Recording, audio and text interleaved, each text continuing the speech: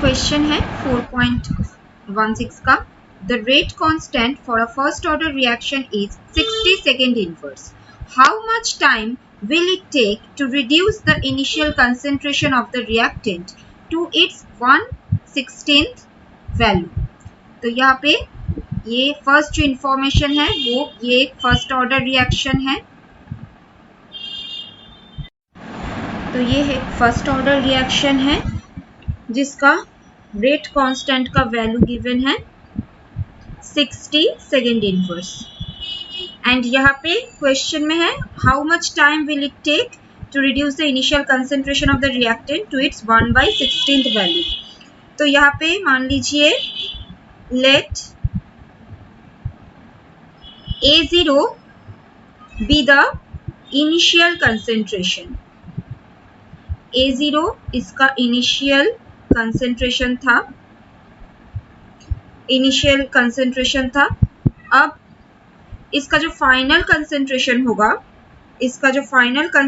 होगा इसको ये हो जाएगा फाइनल कंसेंट्रेशन इनिशियल का 1/16th हो जाएगा. तो ये हो जाएगा A0/16. ठीक है. अब according to first order reaction का जो रेट लॉ है वहां से हम लोग लिख सकते हैं T is equal to 2.303/K log of A0 यहाँ पे इनिशियल कंसेंट्रेशन है डिवाइडेड बाय A है हमारा फाइनल कंसेंट्रेशन. ठीक है. तो यहाँ पे इनिशियल कंसेंट्रेशन हम लोग A लिख चुके हैं 2.303. K का वैल्यू है हमारा 60 लॉग ऑफ ये हो जाएगा A0 एंड A जो है ये हो जाएगा हमारा A0/16. A0/16. तो यहां से A0 कैंसिल आउट हो जाएगा. ये हो जाएगा 2.303/60 log ऑफ 16. यहाँ से T का जो वैल्यू आएगा तो यहाँ से T का वैल्यू आएगा 4.6 into 10⁻⁻² सेकेंड. तो ये है टाइम का वैल्यू 4.6 into 10⁻² सेकेंड. ये था हमारा इस क्वेश्चन का आंसर. क्वेश्चन है during nuclear explosion one of the product is 90 SR with half-life of 28.1 years. If 1 microgram of 90 SR was absorbed in the bones of a newly born baby instead of calcium, how much of it will remain after 10 years and 60 years if it is not lost metabolically? तो यहाँ पे हमारा जो radioactive element है वो है 90 SR जिसका half life given है 28.1 years. तो यहाँ से पहले हम लोग इसका जो रेट कांस्टेंट है उसका वैल्यू निकाल लेते हैं. इसका रेट कांस्टेंट का वैल्यू हो जाएगा 0.693/T हाफ 28.1 जो आएगा 0.0247 ईयर इनवर्स. तो ये हो गया हमारा K का वैल्यू. ठीक है. अब यहाँ से हम लोग को निकालना है कि after 10 years and after 60 years कितना अमाउंट में स्ट्रोंशियम प्रेजेंट रहेगा. ठीक है उस ह्यूमन बॉडी में. तो यहाँ का इनिशियल जो कंसेंट्रेशन था स्ट्रोंशियम का इनिशियल कंसेंट्रेशन यानी कि A0 जो था वो था 1 माइक्रोग्राम. ठीक है.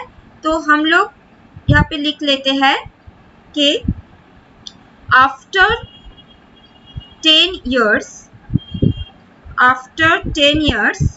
let x microgram will be x microgram strontium will be present in the body। तो ये हम लोग यहाँ पे सपोज कर लेते हैं कि यहाँ पे x माइक्रोग्राम स्ट्रोंशियम रहेगा आफ्टर 10 years। तो अब x का वैल्यू निकालना है, तो यहाँ से हम लोग लिख सकते हैं कि k is equal to 2.303 by t log of a0 by a। अब यहाँ पे सबका वैल्यू पता है एक्सेप्ट a का x जो हम लोग यहाँ पे सपोज कर लिए है 2.303 टाइम है 10 years log a0 का वैल्यू है 1 और a का वैल्यू यहाँ पे हम लोग x पकड़ लिए हैं और k का वैल्यू पहले ही हम लोग कैलकुलेट कर चुके हैं 0.0247। ठीक है 0.0247। तो यहाँ से हमारा x का वैल्यू आता है 0.782 माइक्रोग्राम। तो ये है हमारा स्ट्रोंशियम का अमाउंट जो 10 साल बाद उस ह्यूमन बॉडी में प्रेजेंट रहेगा। ठीक है, अब नेक्स्ट जो इसका पार्ट है कि आफ्टर 60 इयर्स कितना प्रेजेंट रहेगा। तो यहाँ पर भी हम लोग सपोज कर लेते हैं let y microgram strontium will be present in the body after 60 years। तो पहले की तरह अगेन हम लोग कैलकुलेट करेंगे। k का वैल्यू गिवन है 0.0247 इज इक्वल टू 2.303 बाई यहाँ पे टाइम होगा 60 years log of initial concentration 1 final हम लोग यहाँ पे पकड़ लिए हैं y। तो यहाँ से हमारा y का जो वैल्यू आएगा वो है 0.228 माइक्रोग्राम। तो ये होगा हमारा आफ्टर 60 इयर्स कितना स्ट्रोंशियम उस बॉडी में प्रेजेंट रहेगा, वो है 0.228 माइक्रोग्राम। नेक्स्ट क्वेश्चन है for a first order reaction show that the time required for 99% completion is twice the time required for the completion of 90% of the reaction। तो question दिया हुआ है कि हम लोग को शो करना है कि यहाँ पे हमारा जो 99% completion के लिए जो टाइम रिक्वायरमेंट है वो 90% completion के ट्वाइस है। ठीक है, तो ये प्रूव करने के लिए पहले हम लोग यहाँ पे इनिशियल कंसेंट्रेशन जो है A0 उसको हम 100% मान लेते हैं। ठीक है, उसको हम 100% मान लेते हैं। तो for a first order reaction हमारा जो एक्सप्रेशन है वो है T is equal to 2.303 by K log of A0 by A। यहाँ पे 2.303 बाई K A0 का वैल्यू है 100, A है 99% कंप्लीशन हो रहा है तो ये हो जाएगा 100 माइनस 99, तो ये हो जाएगा हमारा 1। तो यहाँ से जो वैल्यू आ रहा है 2.30 बाई K log 100। अब log 100 का वैल्यू है हमारा 2, तो ये हमारा हो जाएगा 2 इंटू 2.303 बाई K। ठीक है, ये था फर्स्ट जो हमारा 99% कंप्लीशन के लिए, तो इसको हम T1 लिख सकते हैं और नेक्स्ट जो होगा उसको हम T2 नाम देंगे। नेक्स्ट जो है फॉर 90% कंप्लीशन। ठीक है, नेक्स्ट जो है वो है फॉर 90% कंप्लीशन। यहाँ पे हम लोग लिख देते हैं फॉर 90% कंप्लीशन।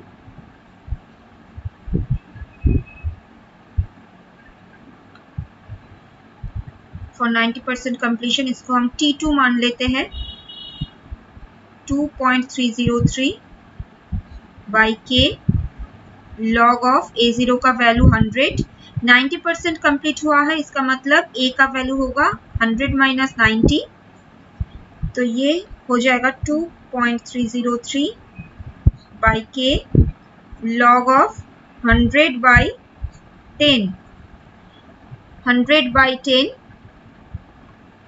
ये हो जाएगा log 10 और log 10 हमारा इसका वैल्यू है 1 तो ये हो जाएगा 2.303 बाई के ये है हमारा T2 ठीक है इसको हम इक्वेशन 2 कहते हैं और हमारा जो प्रीवियस इक्वेशन था T1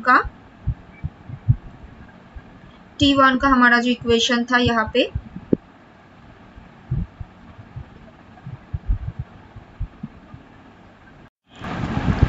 ये जो इक्वेशन था इसको हम कहते हैं इक्वेशन 1 अब इक्वेशन 1 एंड इक्वेशन 2 को अगर कंपेयर करें T1 का वैल्यू यहाँ पे था 2 इंटू 2.303 बाई के ठीक है एंड T2 का वैल्यू है 2.303 बाई के तो यहाँ पे अगर हम दोनों इक्वेशन को कंपेयर कर दे देन T1 का वैल्यू आया है 2 इंटू 2.303 बाई के एंड T2 हमारा आया है सिर्फ 2.303 बाई के तो अगर हम इस दोनों इक्वेशन को डिवाइड कर दे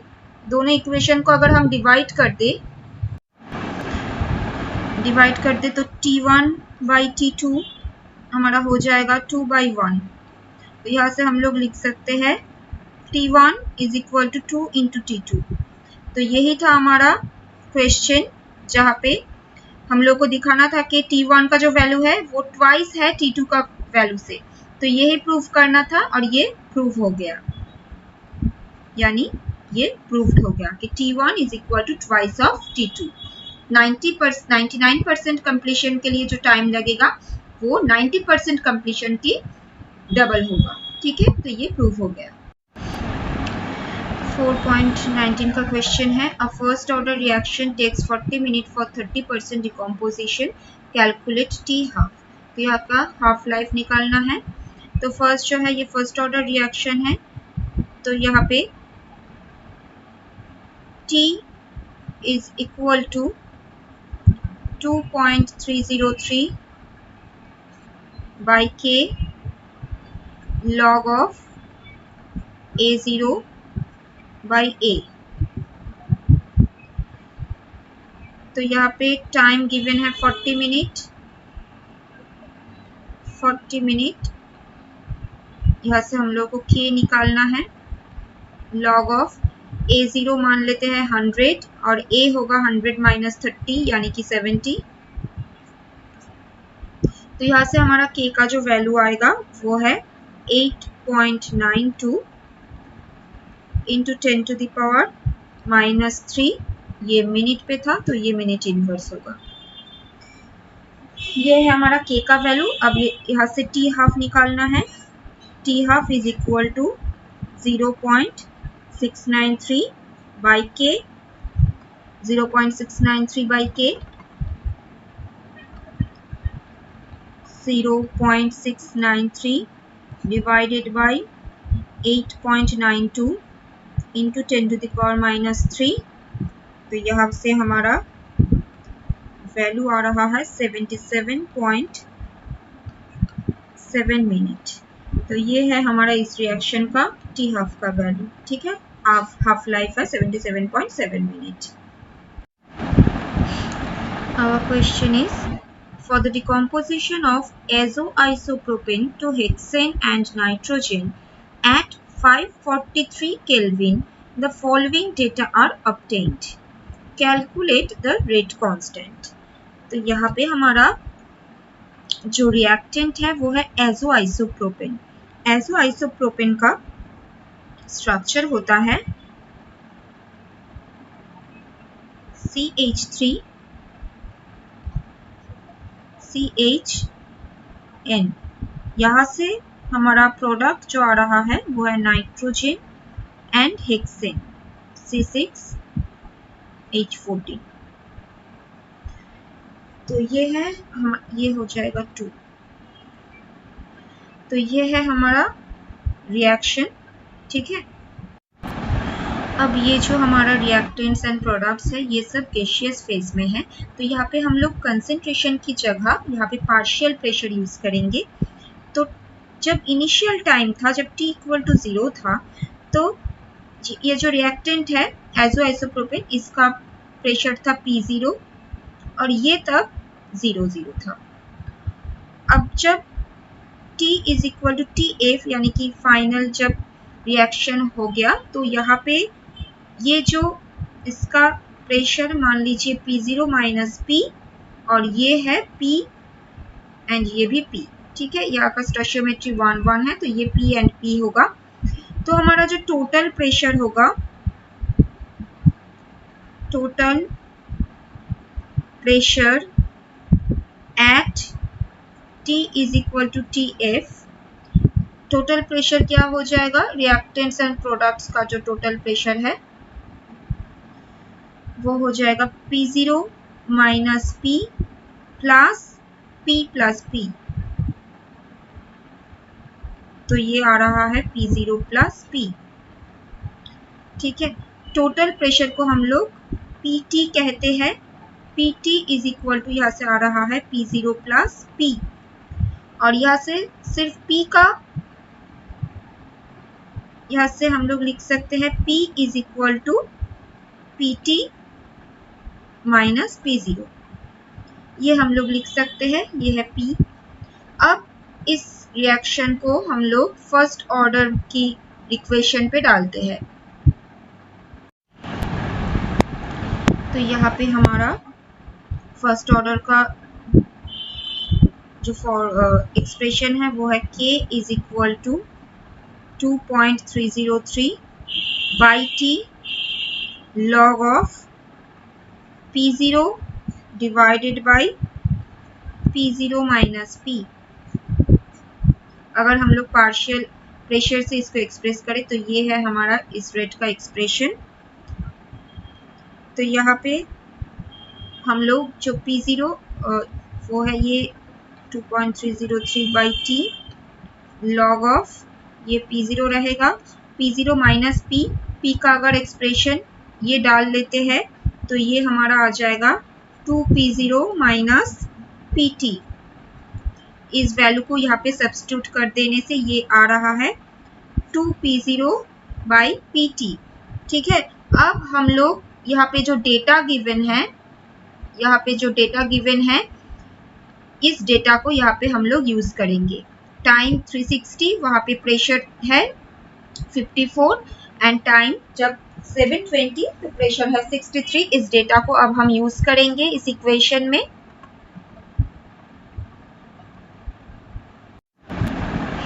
अब जब टाइम था हमारा 360 सेकेंड, तब टोटल प्रेशर गिवन था 54 एंड इनिशियल प्रेशर गिवन था हमारा 35।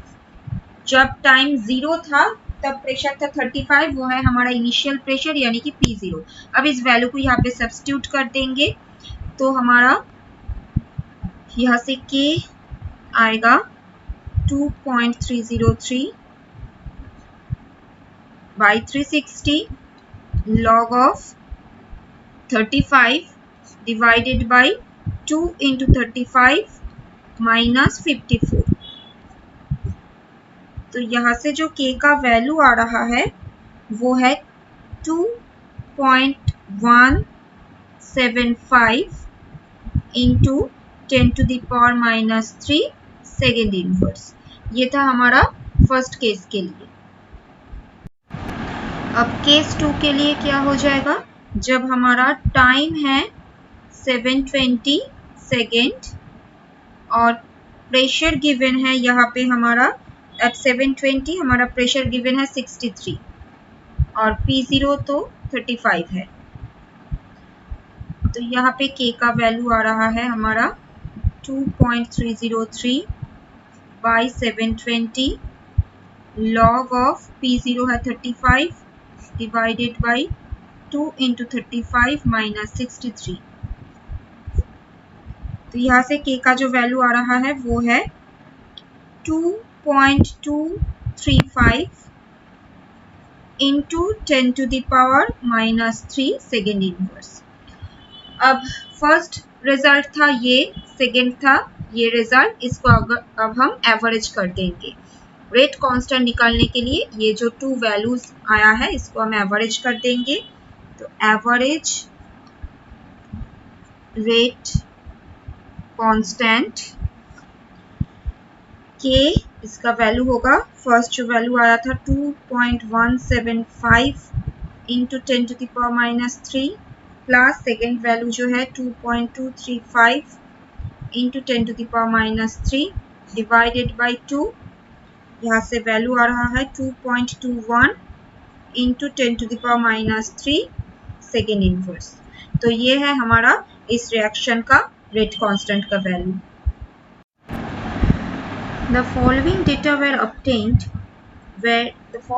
were obtained during the first order thermal decomposition of SO2Cl2 at a constant volume. Calculate the rate of the reaction when total pressure is 0.65 atmosphere. तो reaction का equation given है SO2Cl2 जहाँ से produce हो रहा है SO2 प्लस Cl2। तो यहाँ पे जब टाइम t0 था तो ये गैसियस फेज में है तो इसका प्रेशर था P और P0 और ये था 0।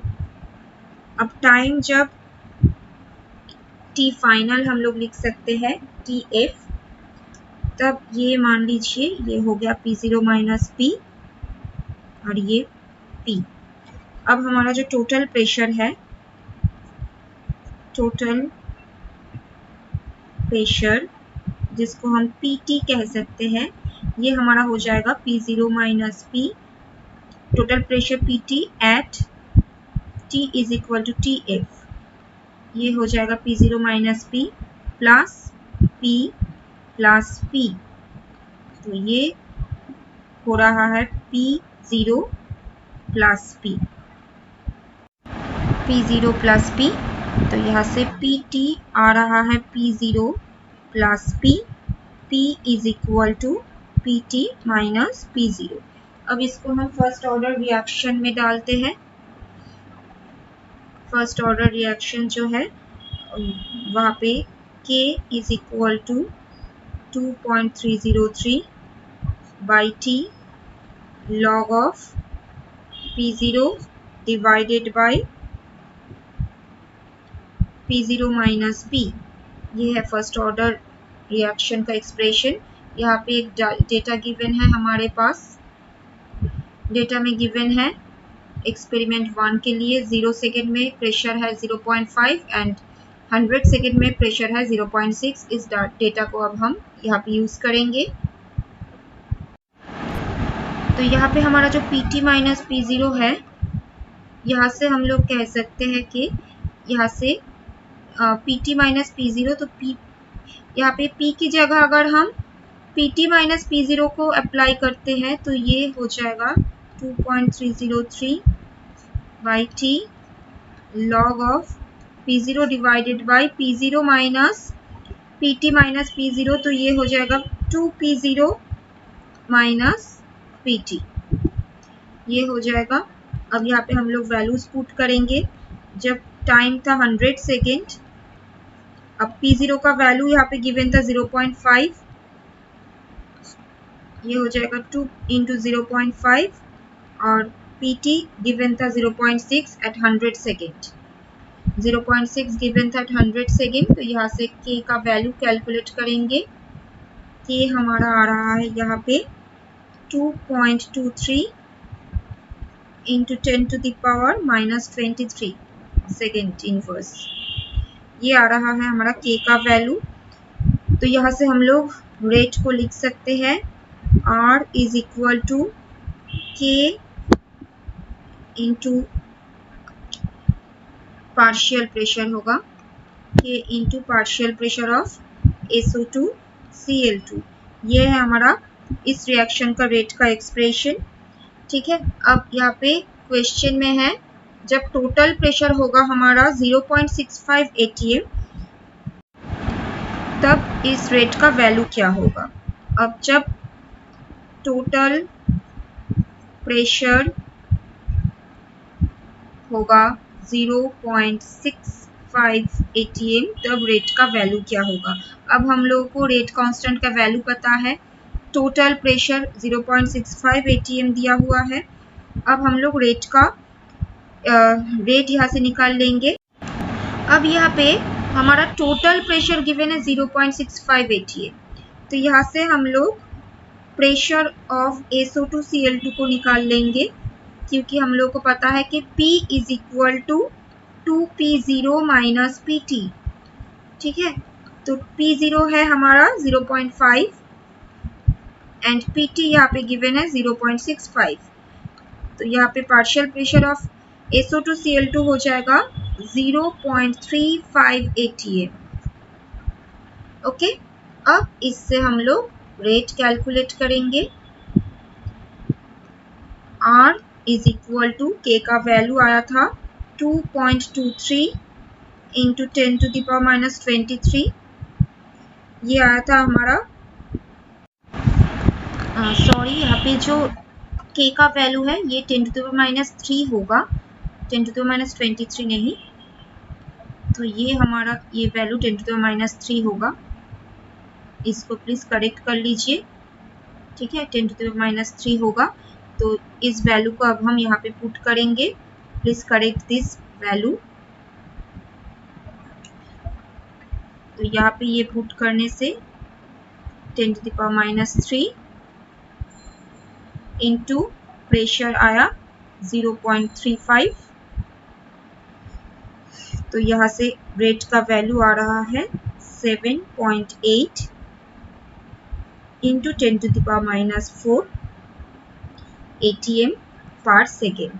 तो ये है हमारा इस रिएक्शन का रेट का वैल्यू जब टोटल प्रेशर हमारा है 0.65 ATM। ठीक है।